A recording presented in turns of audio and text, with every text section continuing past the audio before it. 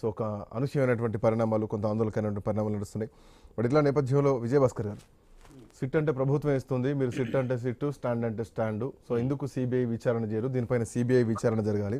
CBI విచారణకు petition వేసిన వెంటనే అరెస్ట్ చేయాల్సినటువంటి అవసరం ఏమొచ్చింది? సో ఇది ప్రభుత్వం కావాలని కుట్రపూరితంగా చేస్తోంది. ఇంకోవైపు ఇందాక కారుమంచి రమేష్ గారు అన్నట్టు రెడ్ బుక్ రాజ్యాంగమే నడుస్తుంది ఆంధ్రప్రదేశ్లో అన్నారు.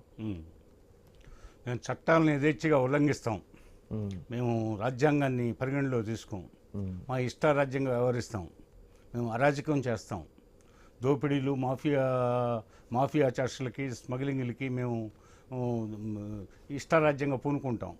మరి ఇవన్నీ మీరు మీ ప్రభుత్వం వచ్చిన తర్వాత వీటిని తిరగదోడి వీటన్నిటి మీద విచారణ జరిపించడానికి లేదు. 5 ఏళ్ళు మా ఇష్టారాజ్యంగా ప్రజలు గెలిపించారు, 5 ఏళ్ళు మా ఇష్టంగా చేసుకున్నాం. కాబట్టి మీరు వాడు జోలికి పోవద్దు అనేది వాళ్ళ అర్థం. దానికి వాళ్ళు రెడ్ బుక్ అన్నారు. లోకేష్ బాబు గారు తన పాదయాత్ర సమయంలో ప్రజలను కలిసినప్పుడు ప్రజల్లో నుంచి వివిధ అభిప్రాయాలు వ్యక్తమయ్యాయి. అందులో ముఖ్యంగా ఈ చట్టాలను ఉల్లంఘించిన వాళ్ళు, రౌడీజం చేసేవాళ్ళు, దోపిడీకి పాల్పడేవాళ్ళు, ఈ విధంగా నకిలీ మద్యం అమ్మేవాళ్ళు, పోతే జై బ్రాండ్స్ అమ్మే వీటన్నిటినీ ఆయన దృష్టికి తెచ్చారు. ఆయన్ని నోట్ చేసుకున్నాడు. నోట్ చేసుకుని మా ప్రభుత్వం అధికారంలోకి వచ్చిన తర్వాత వీటన్నిటి మీద విచారణ జరిపిస్తామని చెప్పాడు. అందులో భాగంగానే రెడ్ బుక్లో రాసుకోవడం అంటే, రెడ్ బుక్ అంటే ఏంటి? ప్రమాదకరమైన వ్యక్తులని. ఎవరు? దేశద్రోహానికి పాల్పడేవాడు, చట్టాన్ని ఉల్లంఘించేవాళ్ళు, వాళ్ళందరూ దేశద్రోహులు లెక్క. జయచంద్రారెడ్డికి తెలుగుదేశం పార్టీ అధిష్టానానికి మధ్యలో ఒక రాజకీయ సంబంధం ఉంది. ఎందుకు మరి ఆ పార్టీ నాయకుల్ని సిట్ ఎందుకు విచారిస్తలేదు? ఎందుకు కేవలం వైసీపీ నాయకులు టార్గెట్ చేస్తున్నారు అన్నది వాళ్ళు అడుగుతున్నటువంటి ప్రశ్న. అలా కాదు. ఓ పార్టీ శాసనసభ ఎన్నికలు జరిగేటప్పుడు అనేక మంది ఆస్పిరెంట్స్ ఉంటారు. అందులో వన్ ఆఫ్ ది ఆస్పిరెంట్ ఆయనకి టికెట్ ఆ రోజు ఇవ్వడం జరిగింది. తర్వాత ఆరోపణ వచ్చి రాకముందే 24 గంటల లోపే ఆయన్ని పార్టీని సస్పెండ్ చేయడం జరిగింది. ఒక ఆరోపణ. మీరు మాట్లాడినంతసేపు నేను సైలెంట్ గా ఉన్నాను. మీకు డైవర్షన్ అనేది మీకు ఒక ఊత పదం అయిపోయింది. అసలు మొదలు పెట్టకముందే టాపిక్ డైవర్ట్ చేస్తున్నారు.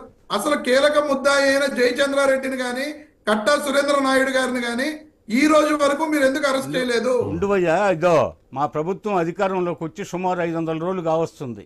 4-5 రోజులకి 500 రోజులు అవుతుంది. ఒక లిల్లీ పుట్టు రాజకీయవేత్త జోగి రమేష్ను మాకు కక్షిగానుంటే మా చంద్రబాబు నాయుడు ఇంటి మీదకు పోయాడో, లేకపోతే తెలుగుదేశం పార్టీ కార్యాలయం మీదకు పోయాడో అనే కక్షిగానుంటే ప్రమాణ స్వీకారం చేసిన 5 నిమిషాల్లో జోగి రమేష్ అరెస్ట్ అయ్యి ఉండేవాడు. 500 రోజులు సమయం తీసుకున్నాం. 500 రోజులు సమయం తీసుకున్నాం. మా సహనానికి, మా ప్రభుత్వ చిత్తశుద్ధికి అదొకటే నిదర్శనం. ఇంతవరకు మేము ఎవరిని, ఇప్పుడు జగన్మోహన్ రెడ్డి మీద చాలా అభియోగాలు ఉన్నాయి, ఎవరి జోలికి పోలా. ఆకస్మికంగా ఏకుంజామును పోయి చంద్రబాబు నాయుడు మీద ఎలాంటి ఉరుము లేదు, మెరుపు లేదు, ఏమీ లేదు. ఏకుంజామును పోయి బస్సులో నిద్రపోయే మనిషిని అరెస్ట్ చేశారు. అంతకంటే ఘోరం ఏముంది? అయినా మేము 500 రోజులుగా వస్తుంది అధికారంలోకి వచ్చి ఈ రోజుకి ఎవరి మీద కక్ష సాధింపు చర్యలకు పాల్పడలేదు. ప్రజల్లో లోకేష్ బాబు గారు పాదయాత్ర సందర్భంగా వచ్చిన ఆరోపణలు వాటన్నిటి మీద విచారణ జరిపిస్తూ ఉన్నాం. అందుకే ప్రజలు వారి ఆశలు, ఆకాంక్షలకు అనుగుణంగా ప్రజలకు ఇచ్చిన వాగ్దానం మేరకు మేము విచారణ జరిపిస్తున్నాం. మాకు అందుకే 94% స్ట్రైక్ రేట్ ఇచ్చారు. ప్రజల ఆకాంక్షలను కాపాడాలా. అందులో భాగంగా మేము అది కాదు, చట్టానికి వదిలేసాం. చట్ట మార్గంలో మేము వీరందరినీ అరెస్ట్ చేయాలనుకుంటున్నాం. ఇప్పుడు ఏ విధంగా అయితే విచారణ జరిపారో ఆ వాంగ్మూలం ప్రకారం ఆయన ఏం చెప్పాడు? మంత్రిగా ఉన్నప్పుడే జోగి రమేష్ ఈ కల్తీ మద్యం వ్యాపారం ప్రారంభించాడు. భారత రాజ్యాంగాన్ని విస్మరించి ఒక మంత్రిగా రాజ్యాంగం మీద ప్రమాణ స్వీకారం చేసి చట్టాలను ఉల్లంఘించి అతను మంత్రిగా ఉన్నప్పుడే ఈ కల్తీ మద్యం వ్యాపారం మొదలుపెట్టాడు. తెలుగుదేశం పార్టీకి అప్రతిష్ట తేవాలా, ఇప్పుడు మరలా స్టార్ట్ చేద్దాం, లేకపోతే మనం ప్రజల్లో విశ్వాసం పొందడం కష్టం అని చెప్పేసి జనార్దన్ రావు తన బాల్య స్నేహితుడు, వారంతా ఒకే వీధిలో ఉన్నారు, ఇరుగు పొరుగు. మరి అలాంటి జనార్దన్ రావు ఆయన తీయబెట్టకుండా ఉన్నారు.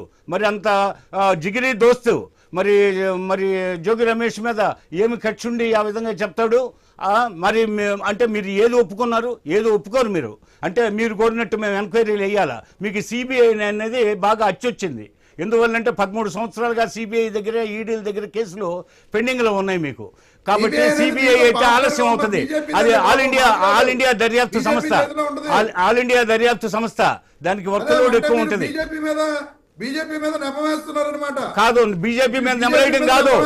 అదో వద్దు, మీరు ఛాన్స్ తీసుకోవడానికి ప్రయత్నించొద్దు. అది ఆల్ ఇండియా దర్యాప్తు మీరేం సంస్థ ఛాన్స్ అంటున్నా, తీసుకోవట్లేదండి. ఒక్కలోడు పెంచి ఉంటుంది, కేంద్ర ప్రభుత్వం ఆలస్యం అవుతుంది, రైట్. దర్యాప్తు ఆలస్యం అవుతుంది, ఒక్క నిమిషం. దర్యాప్తు ఆలస్యం అవుతుంది, దర్యాప్తు ఆలస్యం అవుతుంది, Before that, దర్యాప్తు ఆలస్యం అవుతుంది. కాబట్టి మీరు మాట్లాడితే సిబిఐ దర్యాప్తు అన్నారు. రాష్ట్ర ప్రభుత్వం ఉండేది దేనికి? రాష్ట్ర ప్రభుత్వం ఉండేది దేనికి? ప్రతి విషయాన్ని సిబిఐకి సిట్ రాష్ట్ర ప్రభుత్వం అప్పగిస్తావా? ఇస్తుంది.